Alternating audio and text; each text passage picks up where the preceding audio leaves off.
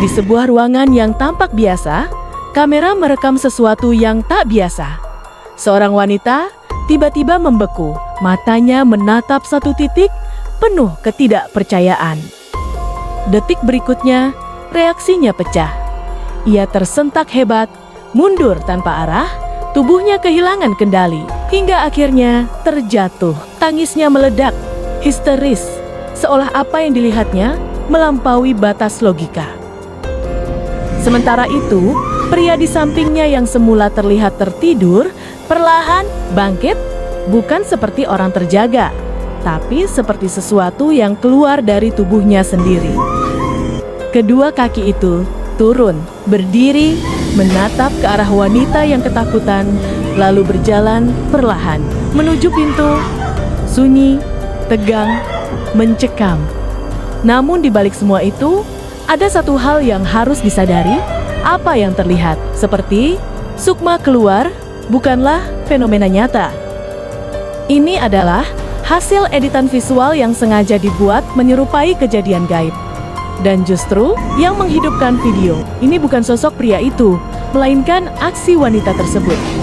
Reaksinya yang spontan, total, dan terasa nyata. Itulah yang membuat ilusi ini terasa hidup.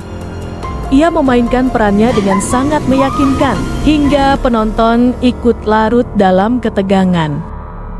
Dari sini kita belajar, tidak semua yang terlihat menakutkan itu nyata, tapi usaha, totalitas, dan kesungguhan dalam berkarya.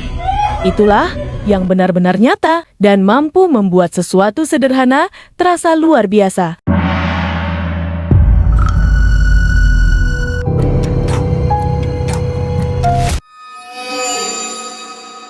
Di sebuah sudut gelap India, beredar bisikan yang membuat bulu kuduk berdiri, sebuah ritual kuno yang katanya mampu memanggil kembali mereka yang telah pergi selamanya. Dan malam itu, sebuah video muncul seakan menjadi bukti bahwa kematian bukanlah akhir. Sejak lama, dalam sebagian kepercayaan di Hinduism, dikenal kisah tentang kekuatan misterius yang disebut Sanjeevanilmu, yang diyakini mampu menghidupkan kembali yang telah mati. Cerita ini berakar dari epik seperti Ramayana, di mana kehidupan dan kematian digambarkan bukan sebagai batas, melainkan sebagai pintu. Lebih jauh lagi, ada kelompok ekstrem seperti Agori yang melakukan ritual di tempat kremasi. Mereka dipercaya mencoba berkomunikasi dengan kematian itu sendiri.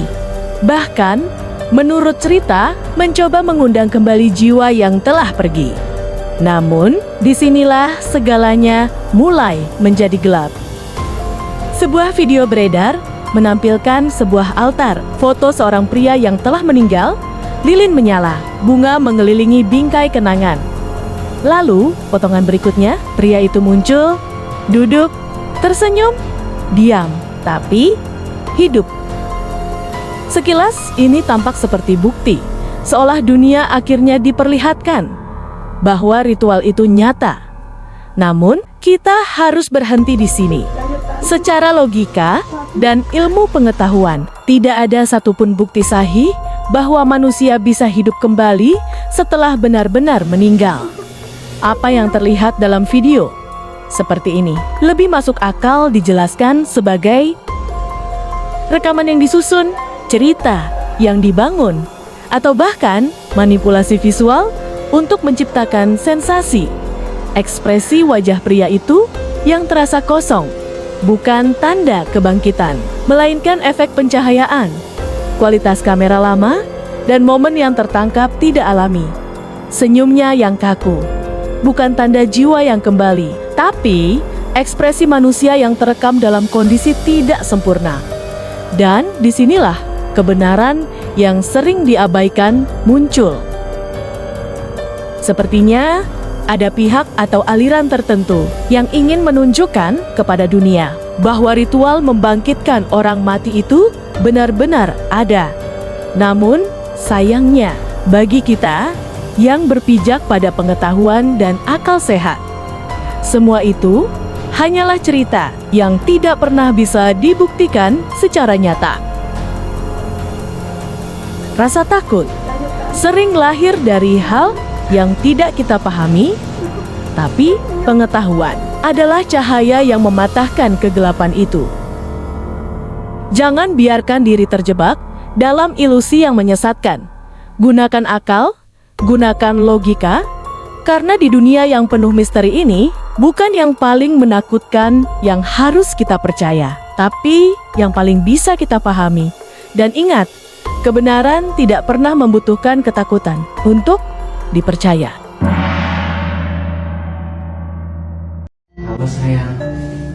Sosok di dapur itu bukan istrinya.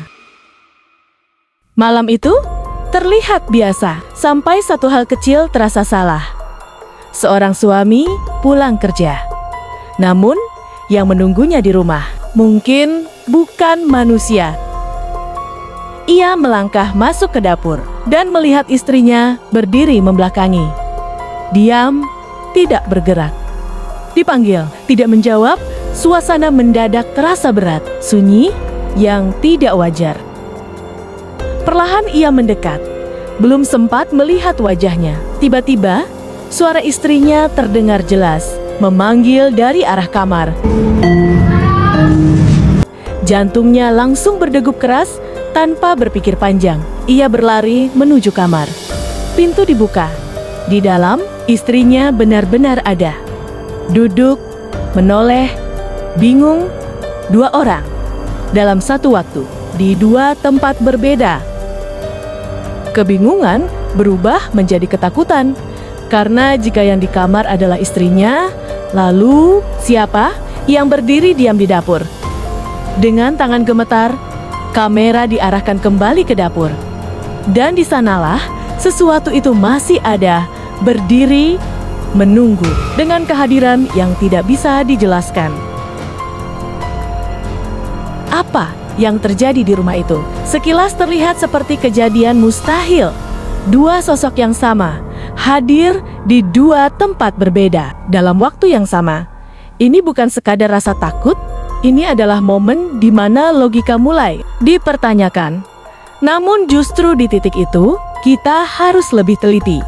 Perhatikan alurnya. Kamera tidak pernah benar-benar menangkap dua sosok itu dalam satu frame yang sama, secara jelas dan tanpa jeda.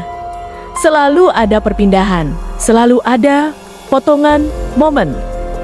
Artinya, kemungkinan terbesar bukan dua sosok, melainkan dua kejadian yang disusun seolah bersamaan.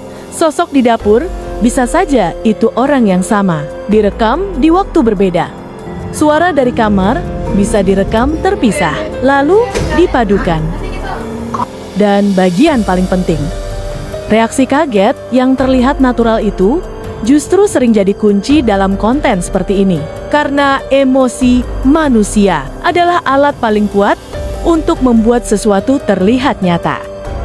Jadi bukan soal halusinasi penonton, tapi soal bagaimana rekaman itu dibentuk untuk mengarahkan persepsi penonton. Di dunia seperti sekarang, yang menakutkan bukan lagi apa yang kita lihat, tapi seberapa mudah kita dibuat percaya.